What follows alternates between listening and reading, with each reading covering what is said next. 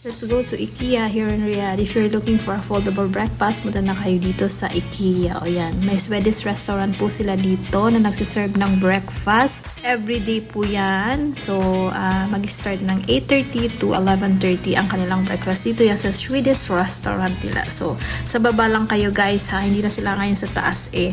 So, ipupunta kayo, just visit them branch. Meron po silang food dito after ninyong mamili ng mga kung ano-ano ayan. So, I suggest lang po na pumunta kayo dito ng mga 9. Ganyan. Huwag kayong pumunta ng 8:30 kasi maghihintay kayo ng 30 years bago makapasok. So, yung food nila dito nag-start ng 6 real to 39 real lang siya guys. So, murang-mura siya.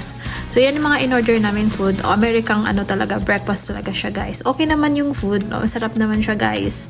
So, yan yung pancake na yan. Hindi lang siya nainit para yummy naman. So, ayan, kumain na ako. Bismillah. Ayan. So, kain muna tayo ng kanilang food. Actually guys, experience lang naman to sa amin. Pumunta kami dito. So, unlimited din yung mga cafe nila sa mahilig dyan sa cafe at saka mga soft drinks nila dito guys. Unlimited naman, hindi kasali sa babayaran nyo. So, kung gusto nyo pumunta dito guys, ang location is sa Eastern Road.